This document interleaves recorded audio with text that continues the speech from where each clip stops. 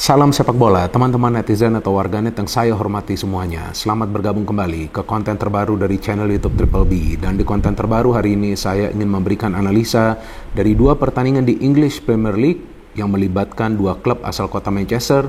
Yang pertama adalah antara Manchester City versus Nottingham Forest yang berakhir untuk kemenangan Manchester City dengan skor 2-0. Dengan hasil akhir ini berarti Manchester City masih mempertahankan 100% rekor mereka dengan meraih 6 kali kemenangan secara berturut-turut. Oleh karena itu, Manchester City masih berada di posisi puncak klasmen sementara English Premier League.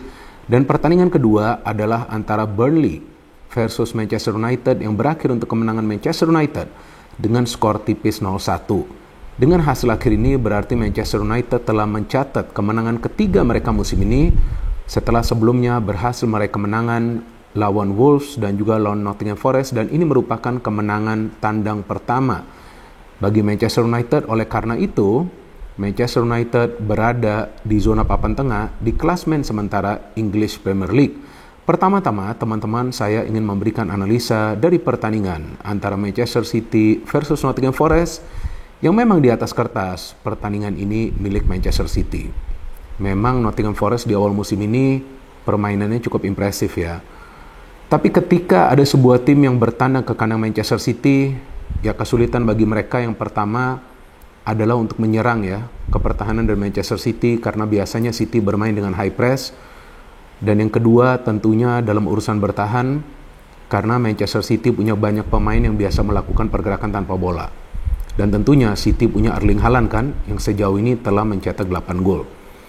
Dan seharusnya City bisa menang dengan jumlah gol yang lebih banyak lagi sih. Cuman kan sangat disayangkan di menit-menit awal babak kedua Rodri mendapatkan kartu merah. Dan saya juga gak paham sih Rodri kok bisa begitu emosional ya. Padahal kan itu seperti biasanya ya, ada dorong-mendorong. Dan itulah yang membuat Pep Guardiola harus mengubah strategi dan juga memakai taktik yang berbeda.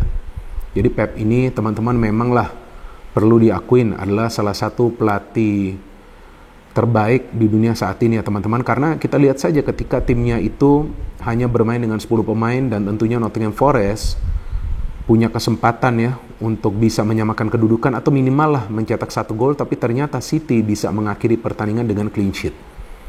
Ya karena Pep ini pintar, ketika ada pemainnya mendapatkan kartu merah langsung dia mengambil keputusan yang pertama untuk melakukan pergantian pemain, dan yang kedua mengubah formasi dari timnya dan memakai taktik yang sedikit bertahan tapi mengandalkan ball possession. Jadi bertahan itu bukan cuma untuk menghalau bola keluar dari area pertahanan, enggak, tapi mereka juga bisa memainkan bola di area mereka sendiri. Dan itu yang menyulitkan para pemain Forest untuk build up attack. Walaupun Forest memang lebih banyak menciptakan peluang setelah City bermain dengan 10 pemain kan. Dan juga kita tahu bahwa dua pergantian pemain dari Pep nih ya. Yang pertama adalah ketika dia menarik keluar Jeremy Doku dan memainkan Calvin Phillips. Jadi ya Calvin Phillips kita tahu adalah pemain yang bisa bermain di posisinya Rodri.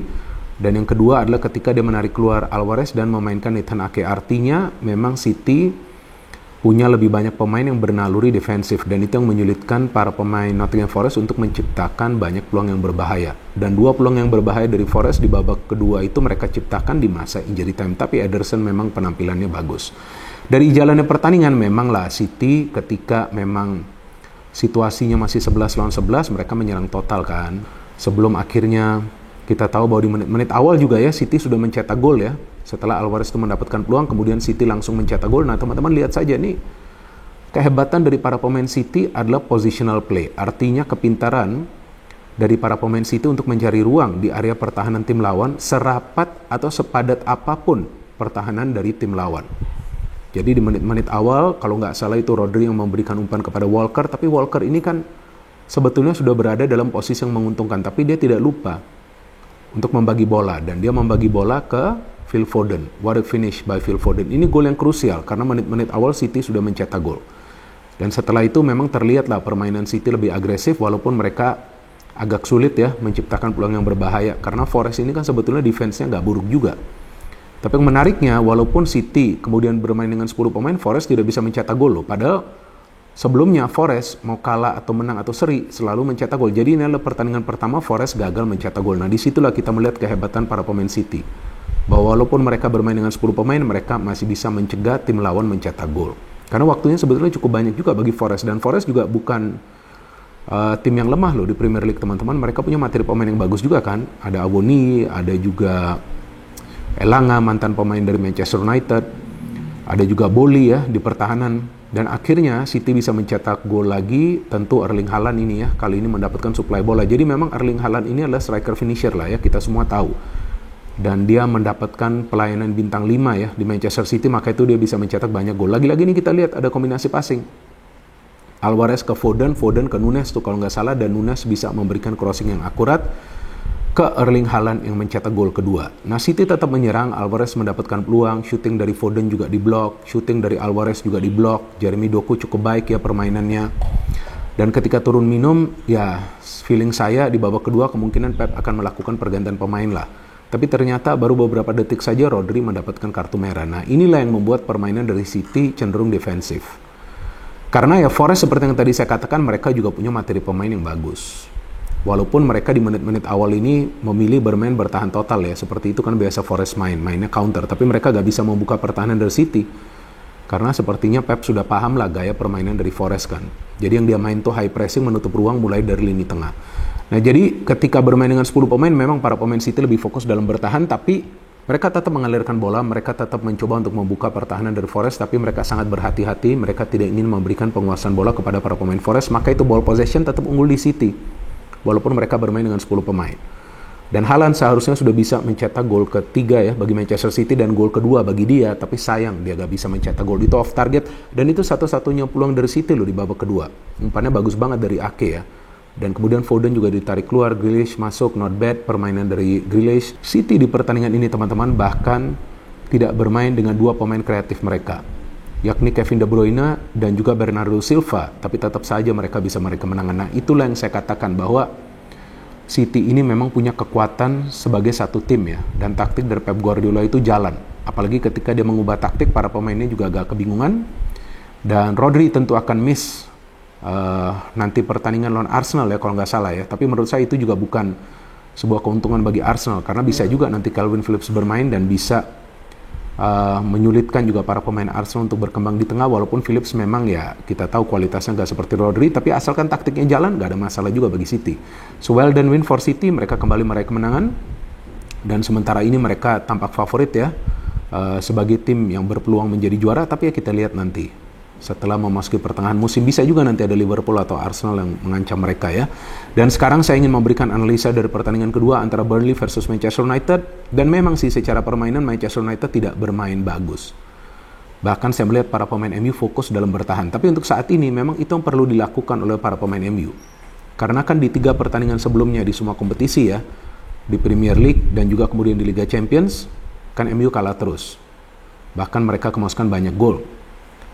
10 gol ya secara total dalam 3 pertandingan terakhir. Tapi ini adalah pertandingan yang penting bagi MU untuk meraih kemenangan. Yang pertama, agar confidence para pemain ini mulai naik ya. Karena tidak mudah bagi mereka untuk bounce back. Dan mereka ketemu Burnley yang memang performa di kandangnya ini buruk banget. Bahkan Burnley sejauh ini belum bisa mendapatkan poin di kandang mereka sendiri. Mereka dilatih oleh Vincent Kompany, mantan pemain dari Manchester City, yang sedikit banyak permainan dari timnya mirip seperti Manchester City kan, mengandalkan ball possession. Tapi sayangnya para pemain Burnley ini tidak bisa efektif di sepertiga bagian lapangan ya. Nah artinya memang nih yang saya ngelihat dari para pemain Burnley, kesulitan mereka adalah untuk menciptakan peluang. Walaupun di babak pertama mereka bisa menciptakan peluang 2 kali ya dari pemain mereka Amdoni ya. Bahkan ada juga peluangnya yang terkena tiang. Tapi setelah itu mereka tidak bisa banyak menciptakan peluang karena para pemain MU betul-betul fokus untuk bertahan, tapi ketika menyerang mereka bermain direct. Jadi bola itu dialirkan secara cepat. Kalau nggak ke Bruno, maka akan diberikan kepada Rashford atau Hannibal. Hannibal juga permainannya nggak buruk kan. Ini start pertama dari Hannibal di Premier League ya. Pemain muda dari Manchester United. Sebelumnya dia mencetak gol lawan Brighton and Hove Albion ketika MU kalah di kandang sendiri dengan skor 1-3. Tapi ini perlu dilakukan oleh para pemain MU. Dapat bola cepat berikan ke depan. Mengandalkan speed dari Bruno dan Rashford. Kan Rashford bermain di kiri, Bruno bermain di kanan. Dan yang menariknya kali ini duet center back adalah Evans bersama Lindelof. Evans kan sudah lama ya gak membela MU di Premier League. Kalau nggak salah 8 tahun lalu dia membela MU, saya sudah lupa. Maka itu plus point dari MU adalah bahwa para pemain mereka tidak melakukan kesalahan sama sekali di pertandingan ini, teman-teman. Jadi peluang-peluang dari Burnley itu murni karena mereka teamwork mereka bagus. Ketika mereka bisa membuka pertahanan dari MU walaupun nggak se-efektif seperti seharusnya mereka lakukan kan, karena ball possession mereka kan persentasenya tinggi banget. Mereka betul-betul bisa mengalirkan bola secara baik di lini tengah. Dan tampaknya mereka tidak punya target man ya, maka itu tim ini baru mencetak 4 gol kalau nggak salah. Nah, jadi memang produktivitas juga menjadi masalah bagi mereka. Sebetulnya secara defense mereka gak buruk juga sih. Kalau nggak salah kiper mereka Trafford kan namanya. Nah, jadi memang MU ini memilih untuk bermain direct dan mereka bisa menciptakan peluang lebih dulu kan di pertandingan ini ketika Bruno hampir mencetak gol. Dan memang peluang dari MU gak banyak. Selain Bruno yang mencetak gol, 2 peluang lainnya dari Bruno, kemudian Rashford tendangannya di blocking, McTominay bisa mendapatkan peluang, Højlund yang di sini mengecewakan ya. Dia sulit banget mencari ruang. Jadi saya melihat nih Højlund ini seperti yang pernah saya jelaskan sebelumnya. Ya gimana para pemain MU mau kasih dia bola ketika dia mencari ruang saja sulit. Ini kan beda Højlund dengan Haaland kan. Maka itu saya pernah katakan Højlund itu bukan Haaland, walaupun mirip lah namanya kan. Dan kita lihat gaya permainannya gak sesuai ekspektasi. Nah yang tentu yang saya harapkan nanti dia bisa berkembang. Ya karena gak gampang di Premier League kalau cuma menunggu bola dan tidak pintar mencari ruang. Jadi dia harus mencari ruang agar ketika dia mendapatkan bola, dia bisa mendapatkan peluang emas. Ya lagi-lagi direct play, langsung memberikan crossing ke Bruno dan Bruno bisa mencetak gol. This is a good goal. Setelah unggul bukan berarti MU tidak menyerang, tapi MU mempertahankan ball possession. Dan memang saya melihat walaupun MU kehilangan banyak pemain, tapi karena mereka disiplin maka mereka tidak kemasukan gol. Dan Onana juga melakukan 4 save yang krusial di pertandingan ini. So overall, this was a discipline performance from the Manchester United players. Jadi performa yang disiplin dari para pemain MU sehingga mereka tidak kemasukan gol. Oke, memang permainan mereka nggak menghibur tapi nggak masalah. Karena sekarang pentingnya bagi MU adalah untuk bisa meraih kemenangan. Maka itu sekarang mereka berada di zona papan tengah. Kalau nggak salah berada di peringkat nomor 8 ya. Untuk sementara ini. Jadi memang kepentingan bagi Ten Hag di pertandingan ini adalah untuk meraih kemenangan. Dan ini adalah kemenangan yang diharapkan bisa meningkatkan kepercayaan diri dari para pemain. Amrabat bermain hanya untuk beberapa menit, ya not bad juga permainannya. Dan saya pikir kemungkinan nanti next match dia akan menjadi starter. Tapi yang saya menarik melihat performa dari Hannibal, dia memberikan 2 umpan kunci, salah satunya ke Rashford ketika ada counter, sayang shootingnya itu diblok, dan salah satu lainnya kepada Dalot. Tapi yang paling penting bagi MU di pertandingan selanjutnya, Højlund harus bisa pintar mencari ruang agar dia mulai mencetak gol secara konsisten bagi Manchester United, karena salah satu weak point di Manchester United itu juga adalah di lini depan karena mereka tidak punya striker yang bisa mencetak banyak gol. Jadi Højlund harus bisa perform agar MU bisa konsisten meraih kemenangan. Bruno permainannya bagus di kanan, Rashford juga oke, walaupun ada beberapa kali dia tidak membagi bola, tapi ya terlihat bahwa MU perlu kekuatan di lini tengah dengan nanti memainkan Amrabat dengan Casemiro, karena Casemiro tampak beberapa kali ya cukup lamban untuk mengantisipasi serangan dari para pemain Burnley. No hate, no politics, only football. Salam sepak bola.